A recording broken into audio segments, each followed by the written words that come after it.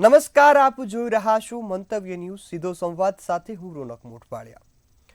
દર્શક મિત્રો, હાલ ગુજરાતમાં કૌભાંડનું ભૂત ધૂણી રહ્યું છે. કૌભાંડ સામે આવ્યું છે સુરેન્દ્રનગર ખાતેથી.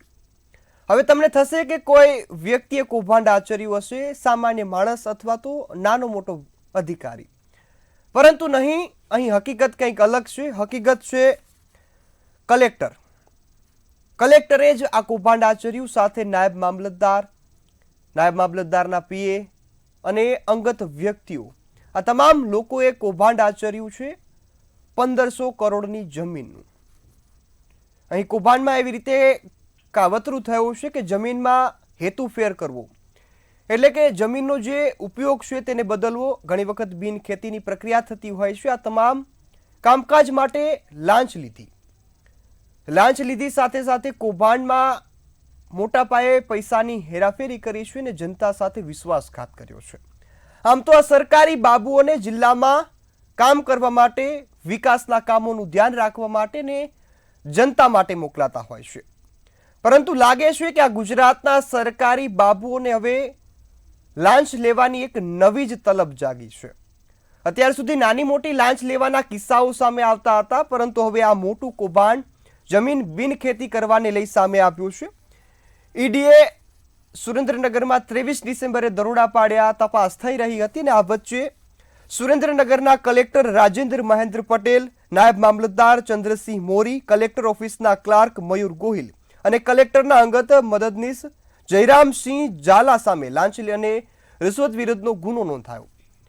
આ તમામની તપાસ થતી હતી અને એ બાદ ખુલાસો થયો કે 1500 કરોડની જમીન પચાવી પાડી છે, અથવા તો 1500 કરોડની જમીનમાં પૈસા લઈ અને કૌભાંડ આચર્યું છે. ત્યારે આ તમામ મુદ્દાઓ પર ચર્ચા કરવી છે આજના સીધો સંવાદમાં.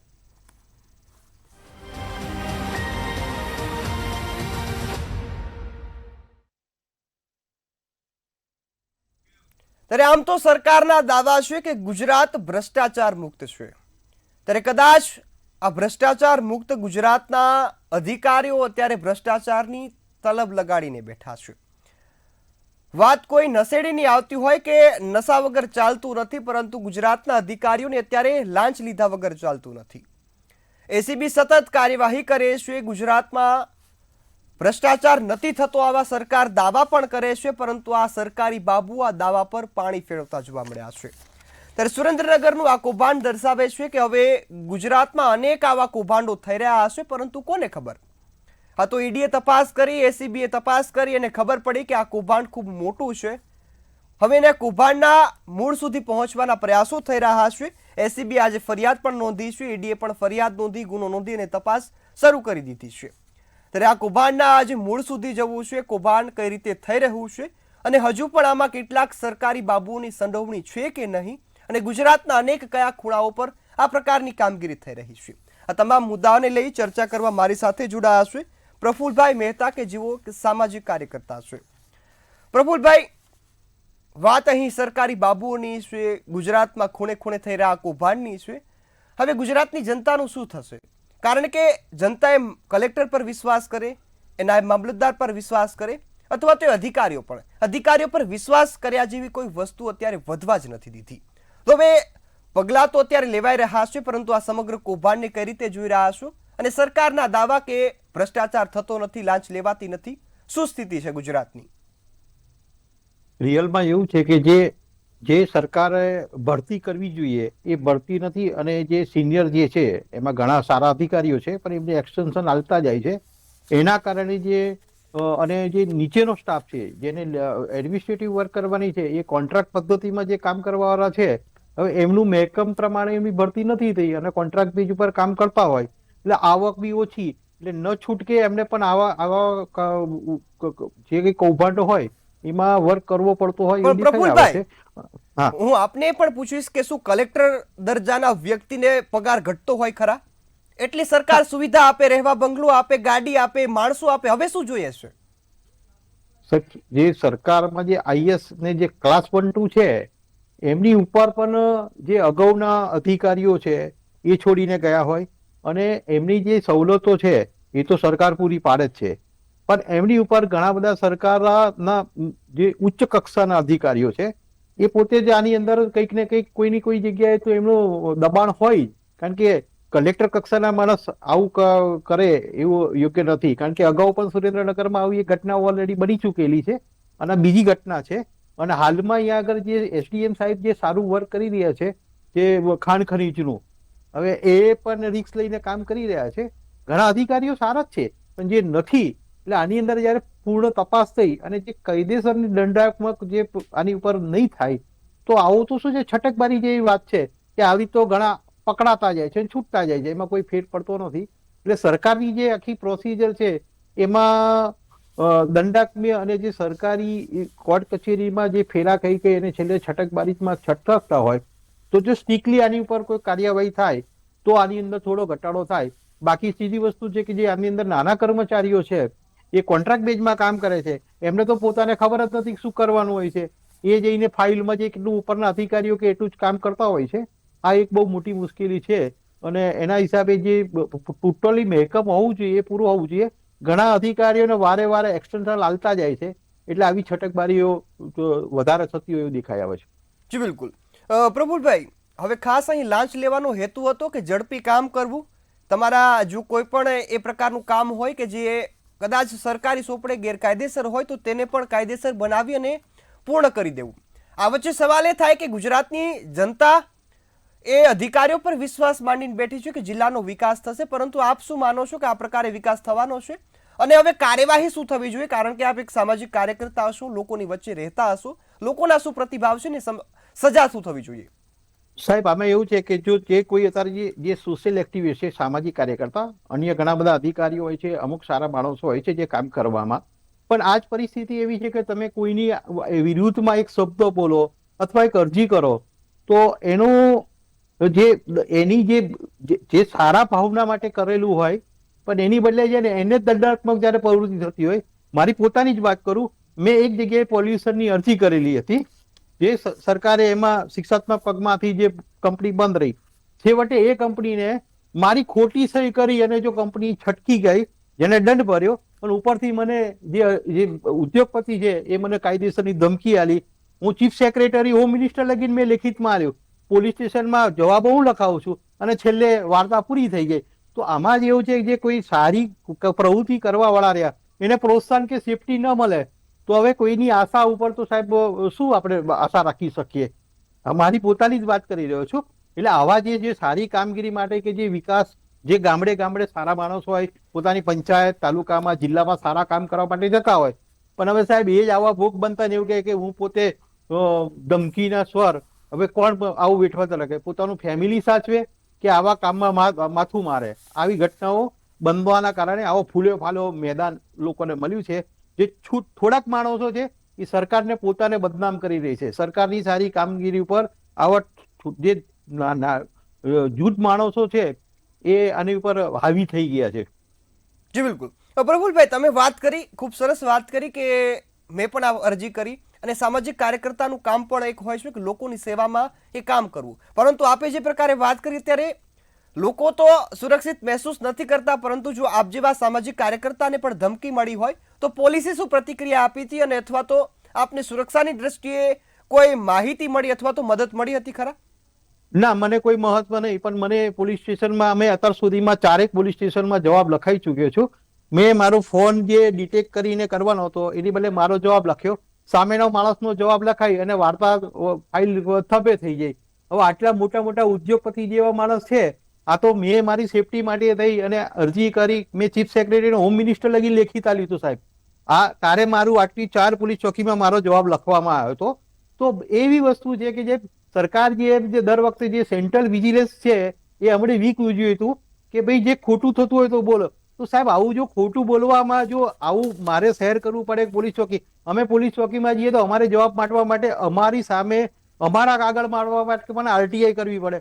આરટીઆઈ કરો તો એ પણ આપણને જાણે ગુનો કર્યો એવી રીતે બેસાડી રાખે છે. એટલે આવી ઘટનાઓ બનતી હોય એટલે જે સારા માણસને જે કામ કરવું છે એ નહીં કરે, એનું કારણે આવા માણસને ફૂલી ફાલ્યું મેદાન મળી રહ્યું છે. જી બિલકુલ.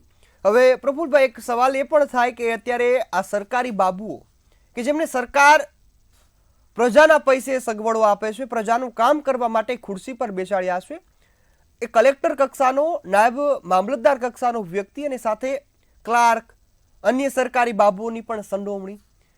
આપને શું લાગે છે કે ત્યારે ગુજરાતમાં સરકારી બાબુઓને ખુલ્લો દોર મળ્યો છે? કારણ કે ધારાસભ્યો પણ ફરિયાદ કરી ચૂક્યા છે કે અધિકારીઓ મારું નથી માનતા. સાચી વાત છે. આપણે છાપામાં ક્યારેક સાંભળતા હોઈએ છીએ કે અધિકારીઓ માનતા નથી, પછી એ લોકો મુખ્યમંત્રી સાહેબને અને પદાધિકારીઓને લેખિતમાં આલે છે, પછી રાજીનામા સુધીની ઘટનાઓ પહોંચે છે. પણ એ સાચી વાત છે કે એડમિનિસ્ટ્રેટિવ કરવા વાળા માણસો અને પાર્ટીના માણસો બંનેમાં એવું છે કે એકબીજાની સાથે સંકલન નથી થતું. ઘણી વખતે અમે જોઈએ છીએ સંકલનમાં, જે કલેક્ટર સાહેબની સંકલનમાં ઘણા બધા એવી વાતો ઉપડતી હોય છે કે એમએલએ સાહેબે કંઈ કીધું હોય તો પેલા કે અમારો પ્રશ્ન નથી રહેતા. આવી ઘટના છાપામાં આપણે ઘડીએ ઘડીએ વાંચીએ છીએ. એટલે જે સંકલનનો અભાવ છે, જેને સારી કામગીરી કરવી છે, ઘણાને ઉપરથી એટલા મોટા માણસો હોય છે કે કલેક્ટર કક્ષાના અધિકારીઓને પણ આની તકલીફ ઊભી થાય છે. એટલે આ ઘટના તો છે જ. જી બિલકુલ. હવે પ્રફુલભાઈ, આપણે ફરીથી આ મુદ્દા પર આપણે વાત કરી અને હું પણ આપને એક એ સવાલ પૂછીશ કે ત્યારે જો આવી સતત ઘટનાઓ બનતી રહે અને 1500 કરોડ આ ખૂબ મોટી રકમ છે, અને આ રકમની જો આ કૌભાંડ થતું હોય, અધિકારીઓની સંડોવણી, 4 જેટલા જે ગુના વ્યક્તિઓ સામે નોંધાતા હોય, અને માત્ર આ તો એક કૌભાંડ અત્યારે મળ્યું છે, હજુ આવા કેટલા કૌભાંડો હશે? ત્યારે સવાલ એ થાય કે આ લાંચની લાઈન હજુ કેટલી લાંબી છે? આપ શું માનો છો કે ગુજરાતમાં લાંચિયા અધિકારીઓનું રાજ ચાલે છે, મંત્રીઓ માત્ર દેખાવના રાખ્યા છે?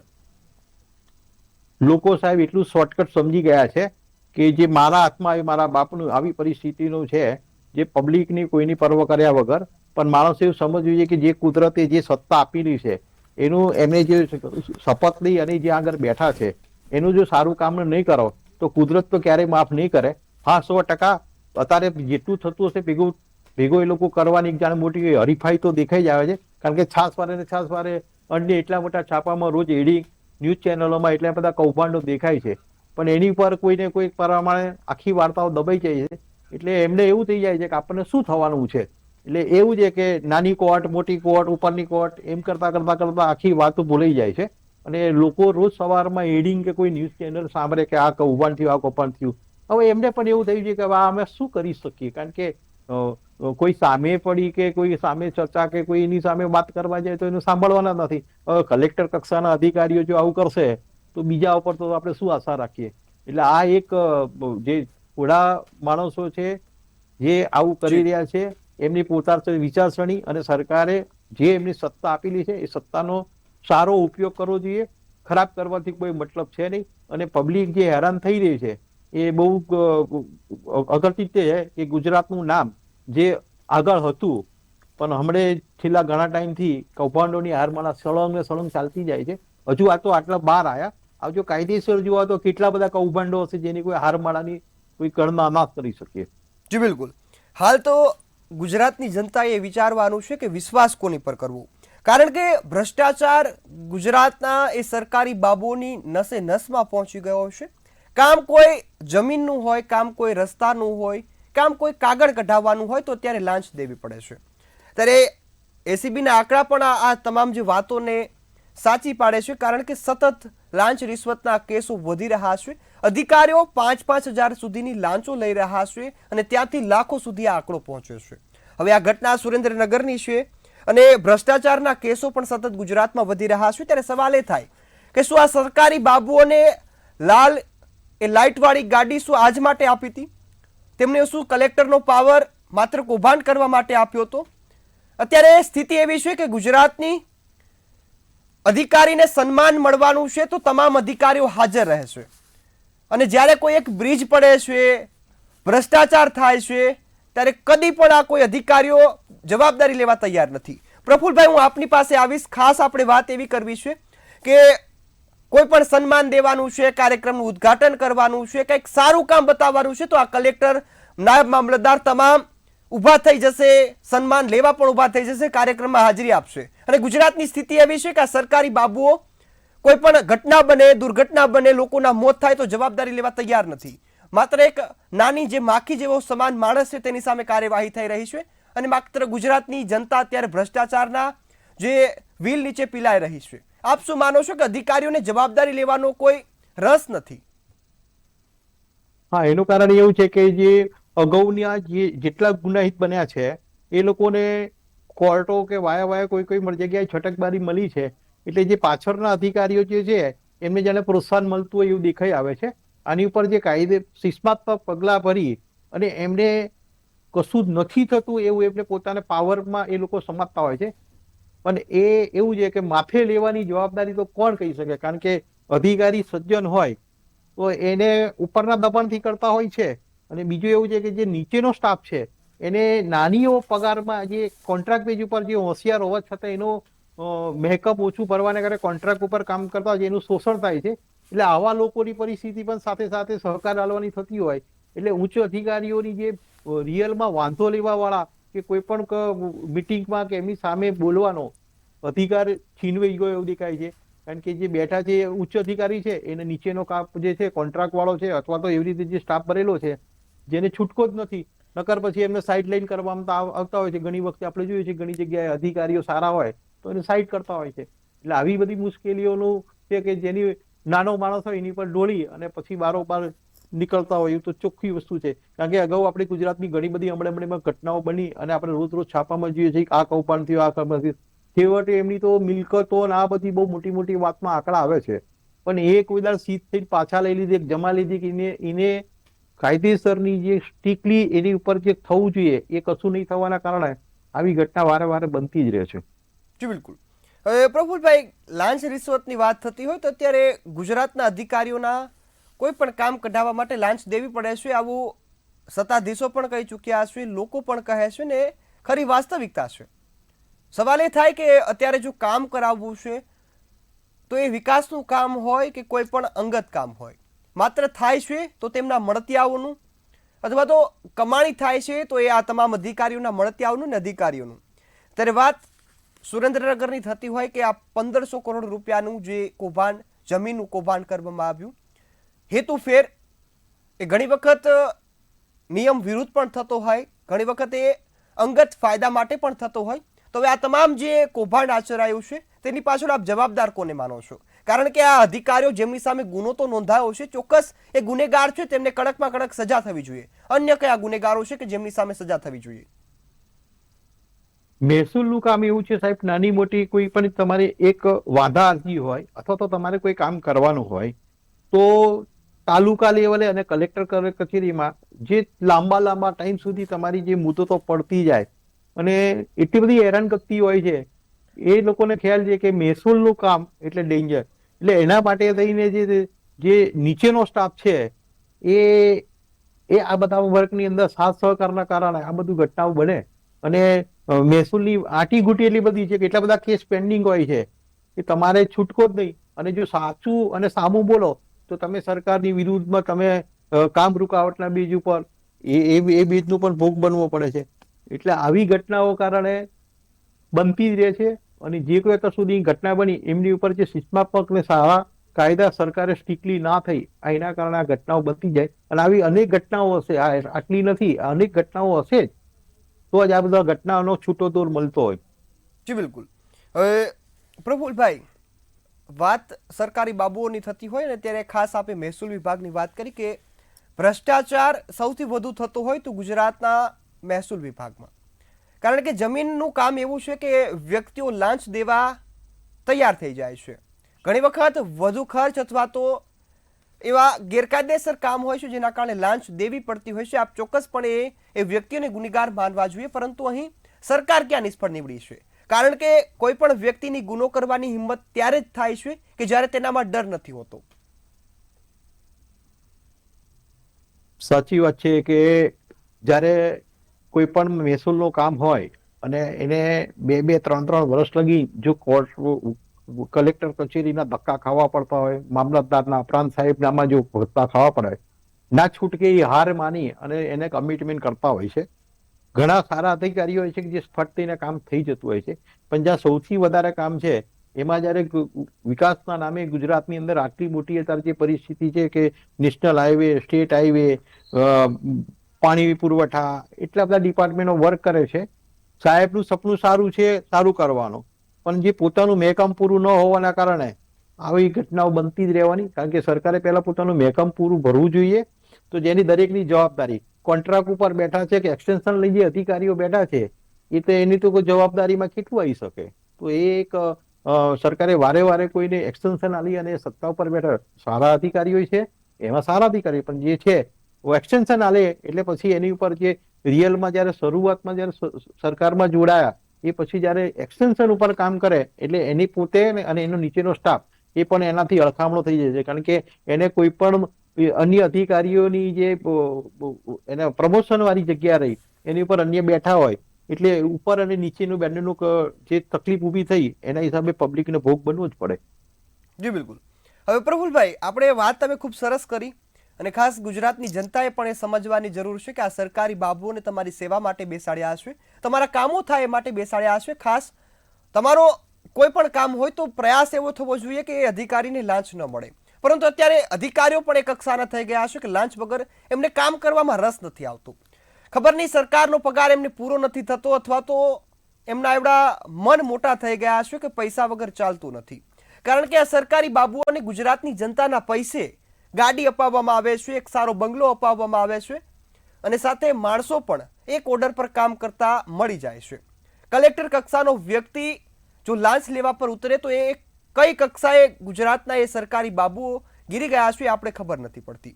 પ્રફુલભાઈ, હવે હું એક આપને સવાલ એ પણ કરવા માંગીશ કે કોઈ પણ છોકરો જો ભૂલ કરે અથવા તો ઘણી વખત એ ભૂલને બીજી વખત દોહરાવે, કોઈ ગુનો કરે તો મા બાપની જવાબદારી હોય કે તેને સમજાવે, પરંતુ હવે આ સરકારી બાબુઓને સમજાવવા કોને જાગવું પડશે? નેતાઓએ, મંત્રીઓએ કે સરકારે? જે ચૂંટાયેલી પાંખના મંત્રીઓ જે બેઠા છે એ પોતે સ્ટ્રિક્ટલી ન થાય ત્યાં સુધી આ ઘટનાઓમાં આપણે કશું કરી શકીએ તેમ નહીં એવું સમજીને ચાલવું પડે. કારણ કે જ્યાં આગળ પ્રમોશનની છે ઘણાને વર્ષો સુધી ડીપીસી ન થતી હોય, પ્રમોશન ના મળતા હોય અને જે ના થતા હોય તો એક્સટેન્શન ઉપર ચાલતા હોય તો નીચેના અને ઉપરના અધિકારીઓ વચ્ચેનું જે સંકલન છે અને સરકારનું મહેકમ છે આ બધું જે પૂર્ણ ન હોય તો કોકના કોન્ટ્રાક્ટ ઉપર આપણા વર્ક ઉપર એને ચાલુ હોય તો પછી એની પર આપણે કેવી રીતે આશા રાખીએ? સરકારે તો સૌથી પહેલા તે ટોટલી જે જૂનું માળખું છે એને પૂર્ણ કરવું જોઈએ. જે સારા કર્મચારીઓ છે, હોશિયાર છે, બિલિયન છે એવાને બહુ ઓછા પગારમાં અને ઓછા મેકઅપ એને કામ કરવું પડે. તો એ હવે સીધી વસ્તુ છે કે સાહેબ એ આ મોંઘવારીની અંદર પોતાની ફેમિલીને લઈ અને લાંબા સુધીનું જે અપડાઉન કરવાનું હોય અને કામ કરવાનું હોય તો પછી સીધી વસ્તુ છે કે એની જે મળતો પગાર અને જે ડિફરન્સ. હવે જે મોટા અધિકારીઓ જે વાત થઈ કે કલેક્ટર કક્ષા નહીં તો હવે જિલ્લાના રાજા જેવી એમને ભોગવટો મળતો હોય એ કરે એટલે બહુ ઘટના દુઃખદ કહેવાય. કારણ કે એમને તો રાજા કક્ષાનો દરજ્જો જે એમને મળેલો હોય એ જો એમનું નામ સડવાય તો એની પાછળ પણ કોકનો બહુ મોટા કોઈનો હાથ હોય એવું હોઈ શકે. જી બિલકુલ. હવે પ્રફુલભાઈ, હું એક અગાઉનું જે બનાવ છે કે ભાજપના જ સાંસદ મનસુખ વસાવા અનેક વખત સરકાર સામે ભ્રષ્ટાચાર સામે આક્ષેપો કરી ચૂક્યા છે ને એક એવું નિવેદન પણ આપ્યું કે ગાંધીનગરમાં કોણ નથી ખાતું. આ એમનું નિવેદન એ લોકોમાં ચર્ચા જગાવી રહ્યું છે કે જો સત્તા પક્ષનો સાંસદ દરજ્જાનો વ્યક્તિ આ વાત કહેતો હોય તો ક્યાંય ને ક્યાંય સત્ય તો હોય જ વાતમાં. અને વાત સરકારની આવે કે સરકાર કહે કે ગુજરાતમાં ભ્રષ્ટાચાર નથી થતો, ગુજરાત એક તરીકે મોડલ તરીકે દેશમાં ઉભરી આવ્યું છે, વિકાસના કામો ઝડપથી થઈ રહ્યા છે. તો હવે આપણે આ સાંસદને ખોટા માનવા કે આ સરકારને? જે એમને આટલા સિનિયર એક સંસદ તરીકે એમને જે બોલ્યા હોય તો એમને આપણે ખોટા ન ઠરવી શકાય. કંઈક ને કંઈક ચૂક થતી હશે અને સરકારમાં જે ઉચ્ચ કક્ષાના ચીફ સેક્રેટરી, હોમ મિનિસ્ટરમાં કે મુખ્યમંત્રી કક્ષાના જે અધિકારીઓ છે જો એમની સાથે સાથના પોલિટિશિયનો આવો એક એમની સામે આરોપ મિલે એ બહુ ખરાબ કહેવાય. એ મનસુખભાઈને આપણે ખોટા ન ઠરવી શકીએ કારણ કે એમને જયારે કીધું હશે તો એનો કંઈક તો તથ્ય હશે, પણ એમની નોંધ ઉચ્ચ કક્ષાએ એડમિનિસ્ટ્રેટિવ કક્ષાએ લઈ અને એમનું કામ કરતા હોય તો સરકારની સારી છાપ હોય. કારણ કે ગુજરાત મોડેલના કારણે મોદી સાહેબ 2014માં જે દિલ્હી ગયા એ પહેલા ગુજરાત એકદમ ફાસ્ટ અને સારી રીતે હતું. એવી પાછળના જે અધિકારીઓ છે સાથે સાથે ઘણા અધિકારીઓ અહીંથી ટ્રાન્સફર થયા, ઉપર ગયા. એટલે એ બધી ઘટના છે કે જે અત્યારે જે અધિકારીઓ છે એ એક્સટેન્શન ઉપર છે તો એ બી એક પ્રશ્ન હોઈ શકે. તો એમાં કોઈ આપણે રિયલ સંસદ કક્ષાના માણસને આપણે ખોટા ન ઠેરી શકાય. જી બિલકુલ, આપ સબ ખૂબ સરસ વાત કરી પ્રભુભાઈ કે સાંસદ દરજ્જાનો વ્યક્તિ ખોટું ન બોલે અથવા તો એના વારંવારના આવા આક્ષેપો છે. ત્યારે હવે આપણે સમજવું એ પડશે કે આ સરકારી બાબુઓ, એ સરકારના મંત્રીઓ પણ આવી જે કૌભાંડની સંડોવણીમાં સામેલ હોય. બચુ ખાબડનું નામે ખૂબ ચર્ચામાં રહ્યું. મનરેગા જેવી યોજના કે જે ગરીબો માટે બનાવવામાં આવી છે, આ યોજનાનો પૈસો પણ પોતાના ઘરે લઈ જવો છે. ત્યારે સવાલ એ થાય કે અહીં હવે ગુજરાતની જનતાનો વિકાસ કઈ રીતે થશે? કારણ કે ગુજરાતની જનતા વિકાસ માટે આમથી તેમ દોડ મૂકી રહી છે ને આ સરકારી બાબુઓને માત્ર ટેબલ નીચેથી થતી આવકમાં રસ છે. ઘણી વખત એ લોકો પણ મજબૂર બને છે, કારણ કે ધક્કા ખાઈને એટલા થાકે છે કે પછી ચલો ને આપી દે લાંચ. આટલી સુધીની જે મજબૂરી અત્યારે ગુજરાતના ખૂણે ખૂણે જોવા મળી રહી છે. પ્રફુલભાઈ, હું અંતમાં આપને એક જ સવાલ પૂછીશ કે હવે આ સરકારી બાબુઓને સસ્પેન્ડ કરી દેવામાં આવશે અથવા તો થોડા મહિનાઓની જેલ થશે, વર્ષોની જેલ થશે, પરંતુ શું આપ માનો છો કે આ ખરી સજા છે? અને આપ જો માનતા હોય કે આ ખરી સજા નથી, તો શું સજા થવી જોઈએ કે જે સૌથી કડક હોય? એમાં તો એવું છે કે ઘણા બધા કર્મચારીઓ એવા છે કે જેની ઉપર અનેક કક્ષાનું કામનું બર્ડન હોય છે, જેના હિસાબે એ એકથી ધારો કે તલાટી હોય છે તો 1 થી 3 ગામનો એમની પાસે ચાર્જ હોય છે. ક્લાર્ક હોય તો એમની પાસે પણ 2 3 એમને ઇન્ડિવિજ્યુઅલ વર્ક કરવાનું હોય છે. એ સિવાયને જેમની પાસે અનેક કામ છે, ત્યાં શ્યોર સાચી વાત છે કે ચલો તમારું કામ ના થયું, થોડી ઢીલાસ થતી હોય અને ધક્કા ખવડાવવા પડે.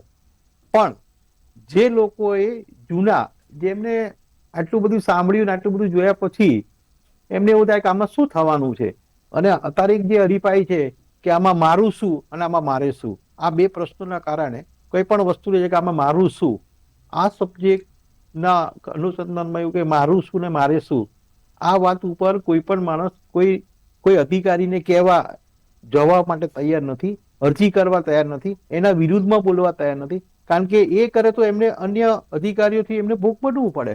એટલે એવું નથી કે બધા કર્મચારીઓ ખરાબ છે, ઘણા કર્મચારીઓ બહુ સારા છે, પણ એમની ઉપર કામનું બર્ડન વધારે હોય છે, સ્ટાફ ઓછો હોય છે, ઘણો એ બી પ્રશ્નો છે.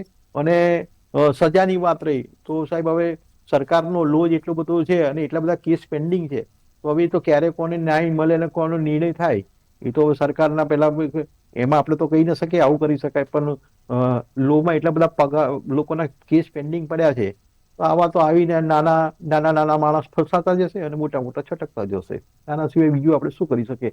કારણ કે આની સામું બોલવે કોણ? જો છૂટાયેલો પાક છે એ બોલે છે તો એમનું નથી સાંભળતું, આમ પબ્લિકનું તો સાહેબ કોણ સાંભળશે? જી બિલકુલ. પ્રફુલભાઈ, ખૂબ સરસ આપે માહિતી આપીને અમારી સાથે જોડાયા બદલ આપનો ખૂબ ખૂબ આભાર. તો દર્શક મિત્રો, ખાસ ગુજરાતની જનતાની આજે વાત એ હતી કે ભ્રષ્ટાચાર, લાંચ, રિશ્વત, આ તમામ મુદ્દાઓ અત્યારે ગુજરાતની વિકાસને કોરી ખાઈ રહ્યા છે. ગુજરાતના અધિકારીઓ લાંચના હેવાયા થઈ ગયા છે. લાંચ વગર કોઈ પણ કામ નીકળતું નથી. આ સત્તા પક્ષના સાંસદના જો નિવેદન હોય, એ શબ્દ એમના હોય, તો સમજી શકાય કે ગુજરાતની સ્થિતિ અત્યારે ક્યાં પહોંચી ગઈ છે. અને વાત સુરેન્દ્રનગરની છે, તો અહીં ઈડી અને એસીબી દ્વારા અત્યારે તો ગુનો નોંધાયો છે, ને આશા પણ એવી રાખીએ છીએ કે આ લાંચિયા સરકારી બાબુ, કલેક્ટર, નાયબ મામલતદાર, ક્લાર્ક સહિતના અધિકારીઓને કડકમાં કડક સજા થશે. અને સાથે સાથે આગામી સમયમાં ગુજરાતમાં ભ્રષ્ટાચાર, લાંચ, રિશ્વતના કેસ ઓછા બને તે માટે સરકાર ચોક્કસપણે વિચાર કરશે. આ તમામ આશા સાથે અહીં કાર્યક્રમ સમાપ્ત કરીએ છીએ. ફરી મળીશું એક નવા વિષય સાથે. ત્યાં સુધી મને રજા આપશો. નમસ્કાર.